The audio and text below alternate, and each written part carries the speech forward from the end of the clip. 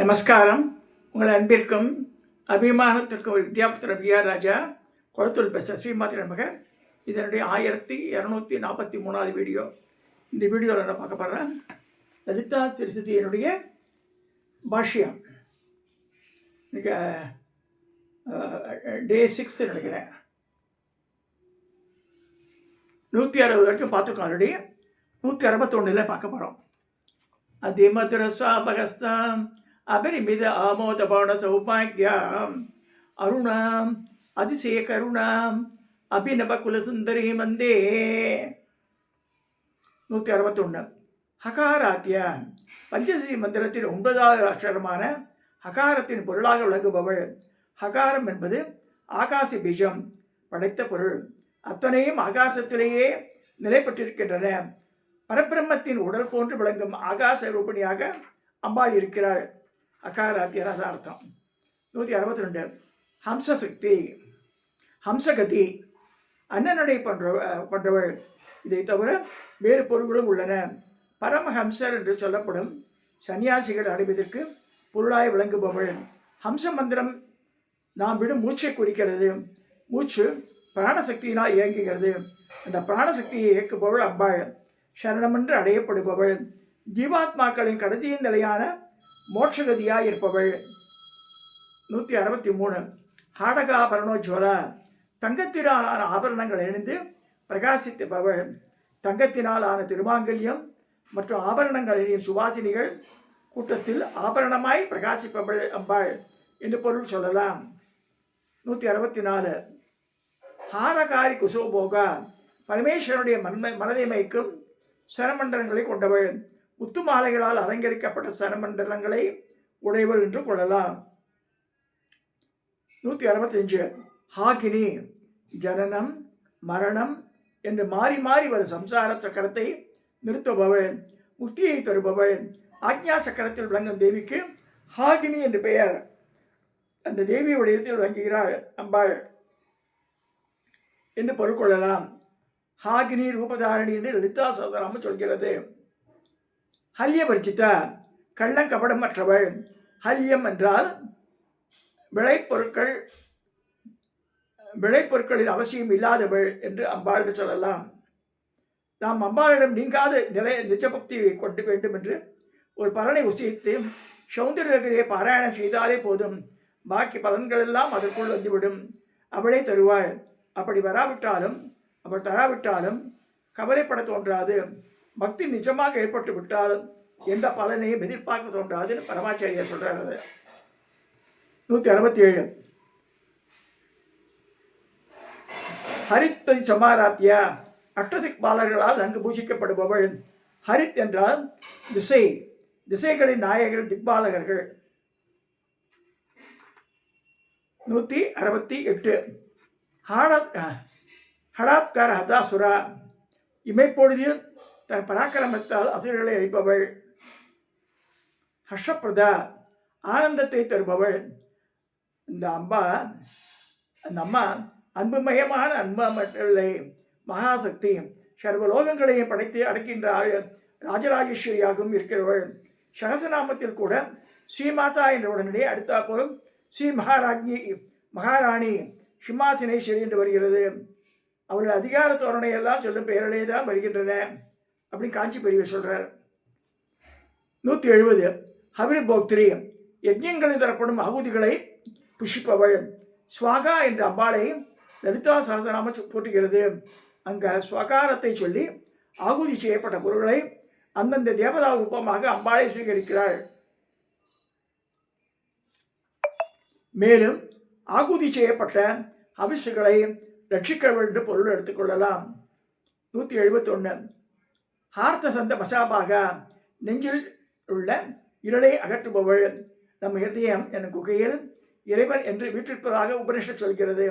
அதை அறியாது அஜ்ஞானத்தை நாம் உடைகிறோம். அந்த அஜ்ஞான இருளை அம்பாள் போக்குகிறாள். அதான் அஜ்ஞான துவாந்த தீபிகான்னு வருது லலிதால. அடுத்ததாக 172. ஹல்லீசராசிய சந்துஷ்டா, பெண்கள் கோலாட்டம் ஆடுவதை கண்டு சந்தோஷப்படுபவள். ஹல்லிசை என்றால் கோலாட்டம் ஆடும்போது உபயோகிக்கும் குச்சி. வட்டமாய் கன்னிகைகள் கோலாட்டம் தாளக்கிரமத்துடன் ஆடுவதை பார்த்து அம்பாள் மகிழ்ச்சி அடைகிறாள். அதனால தான் கோலாட்டம் போடுறா லேடிஸ் எல்லாம். 173 ஹம்ச மந்திராத் ரூபணி. ஹம்ச மந்திரத்தின் பொருளாக விளங்குபவள். அஜபா மந்திரத்துக்கு ஹம்ச மந்திரம் என்று பெயர். நாம் விடும் மூச்சே அஜபா ஜபம் என்று பெயர். மேலும் பரமஹம்சர்கள் எனப்படும் சன்னியாசிகள் பிரணவ மந்திரத்தை உபாசிப்பதால் அது பிரணவ மந்திரத்தின் அர்த்தமாய் அம்பாள் விளங்குகிறாள் என்று கொள்ளலாம். 174 ஹானோபாதி நிர்முக்தா. வேண்டுதல் வேண்டாமை இல்லாதவள். பிரியமான விஷயங்களை அடைவதற்கு உபாதானம் என்ற பெயர். பிடிக்காத விஷயங்களை வேண்டாம் என்று தள்ளுவதற்கு ஹானம் என்று பெயர். இவ்விரண்டுமே இல்லாதவள். ஹர்ஷினி. 175 ஆனந்தம் அளிப்பவள். கல்ப விருட்சத்தின் கிளைகள் எல்லாம் எழுதுகோலாக இருக்கட்டும். சப்த சமுத்திரங்கள் எல்லாம் எழுதுவதற்கு வேண்டிய மையின் பாத்திரங்களாக இருக்கட்டும்.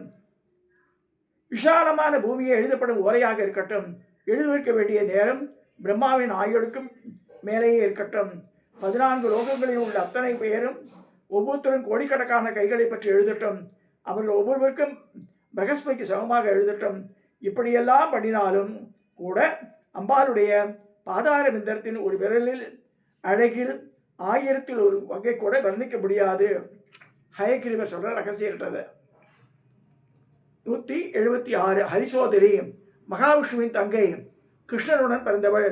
நந்தகோப கிரகே ஜாதா யசோதா கர்ப்ப சம்பவ என்று சொல்கிற தேவி மகாத்மியம்.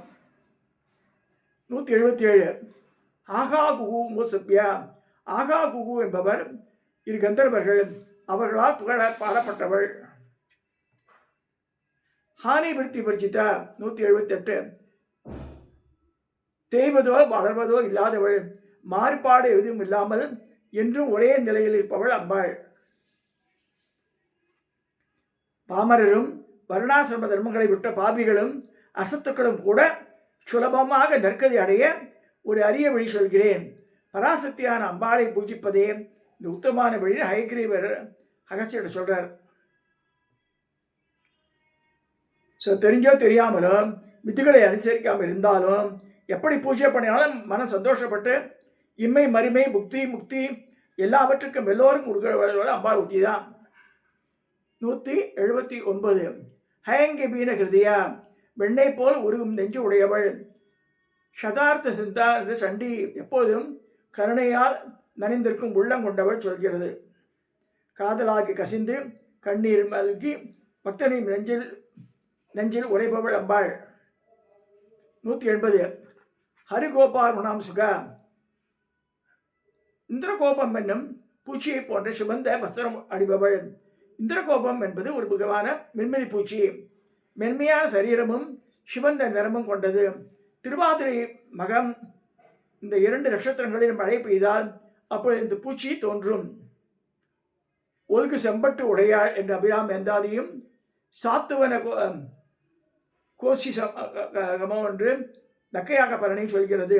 திருப்புரை செம்பட்டு கட்டு நுகைப்பெரு திரு என்று திருப்புகளும் சொல்கின்றன. அதனால் அம்பாளுக்கு வேண்டிட்டு பண்ணுற அந்த சகபஸ்திரம் ஜாத்தனம். அடுத்து லா.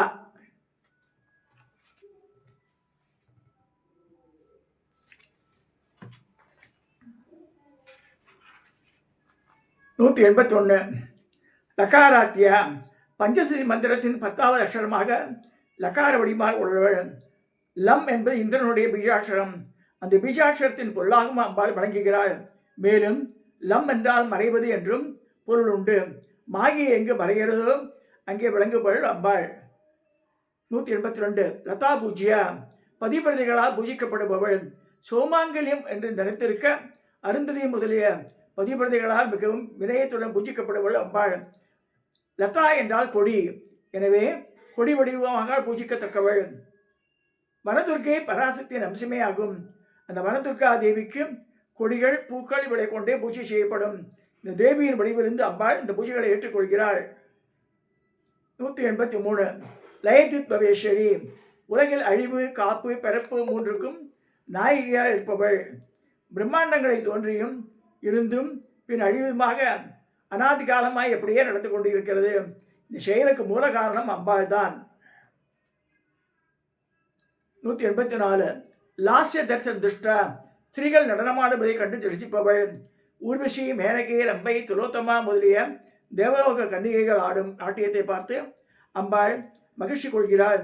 மேலும் பிரபஞ்ச லீலையே ஒரு நாட்டியமாக கருதினால் அதை பார்த்து அம்பாள் ரசிப்பதாக சொல்லலாம்.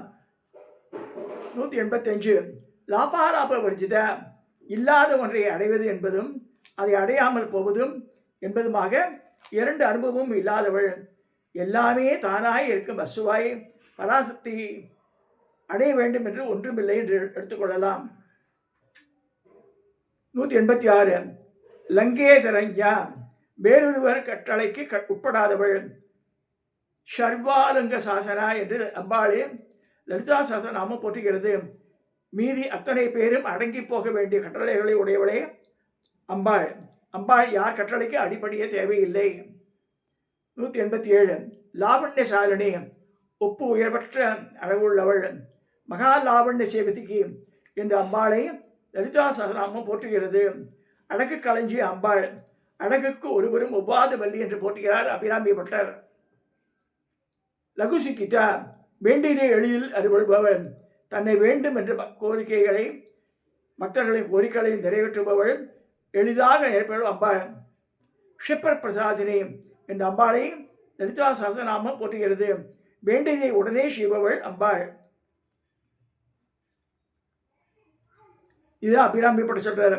தனம் தரும், கல்வி தரும், ஒரு நாளும் தலைமுறையா மனம் தரும், தெய்வ வடிவம் தரும், நெஞ்சில் பஞ்சம் இல்லா என தரும், நல்லலை எல்லாம் தரும் என்பதற்கே அப்படின்னு சொல்லி அபிராமி பட்ட சொல்றார். 189. லாட்சசா சொர்ணாபா.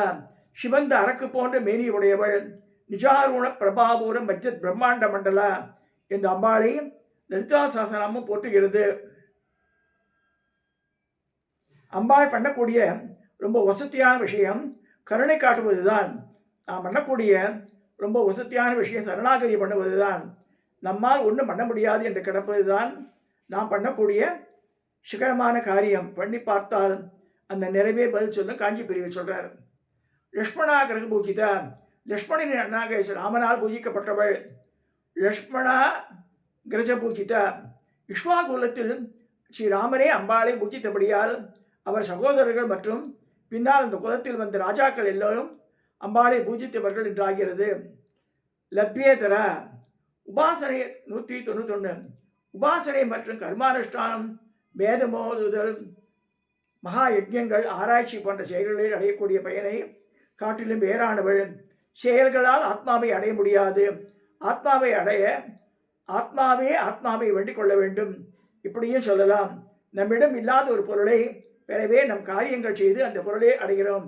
எனவே நம்மிடம் அந்தகாரத்மாக அம்பாள் இருந்து கொண்டிருப்பதால் நம் செயல்கள் எல்லாம் அம்பாளை அடைய முடியாது என்று சொல்கிறது.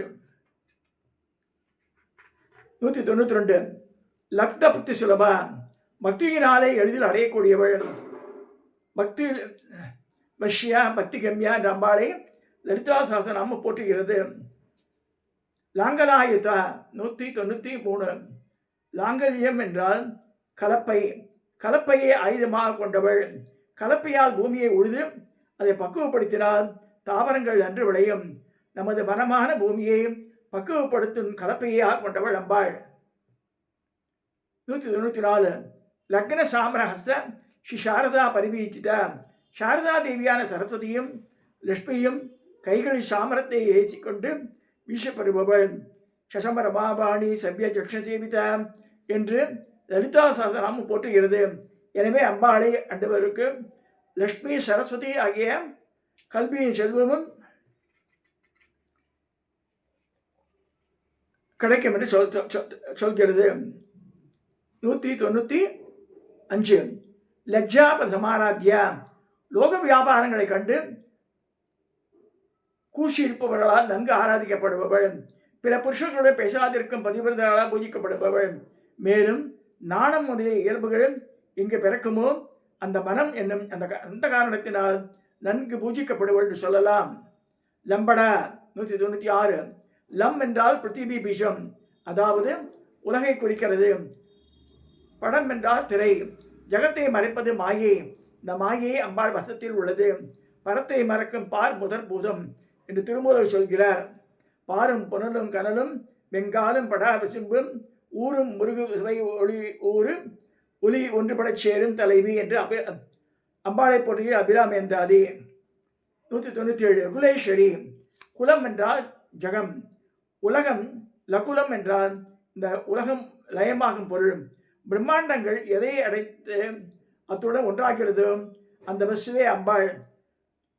லகுலம் என்பது சுவாதிஷ்டான சக்கரம், மணிபூர சக்கரம் இவற்றையும் குறிக்கும். இந்த சக்கரங்களுக்கு ருத்ரன் மகாவிஷ்ணுவும் அதிபதிகள். அவ்விருவிரு ஈஸ்வரியாக அம்பாள் விளங்கிறார் என்று அர்த்தம் கொள்ளலாம். 198. லப்தமான. எல்லாராலும் போற்றப்படுபவள். நான் எனது என்று அவரவரை கூத்தாட வைக்கும் பராசக்தி என்று பொருள் சொல்லலாம். 199. லப்தரச. பரமானந்தத்தை பெற்றவள், ஆனந்தமே வடிவானவள் அம்பாள். மேலும் நவரசங்களில் சிங்கார ரசமே மேலானது. இந்த ரசத்துக்கேற்ற அலங்காரம், ஆபரணம், புஷ்பம், சந்தனம் இவற்றுடன் எப்பொழுதும் காணப்போவள் அம்பாள் என்று கொள்ளலாம். 200வது நாமாவளி. லப்த சம்பத் முன்னதிகி. சம்பத்தின் உச்சியை அடைந்தவள். சத்தியகாம சத்திய சங்கல்ப என்றபடி யாருடைய விருப்பமும் சங்கல்பமும் சற்றும் மாறாமல் நிறைவேறுகிறதோ அந்த பராசக்தியே அம்பாள். மேலே இதுவரை நாம் பார்த்த 20 நாமாக்களிலும் லகாரம் முதலெழுத்தாய் அமைந்தது. இந்த பஞ்சததியின் 10வது அக்ஷரம் பஞ்சததியின் மத்திய கூடத்தில் உள்ள 6 அக்ஷரங்களில் 5வது அக்ஷரம். இது 200 நாமாவளிக்கு பார்த்தாச்சு. நாளைக்கு கிரீங்காரம் பார்க்க போகிறோம். இதோட இந்த லலிதா திருசதி பாஷ்யத்தினுடைய இன்றைய பதிவு இந்த நிறைவு செய்கிறேன். சப்ஸ்கிரைப் பண்ணுங்க, ஷேர் பண்ணுங்க, லைக் பண்ணுங்க, தயவுசெய்து கேளுங்க. அதை அதானே வேண்டி கேட்டுக்கொள்வது.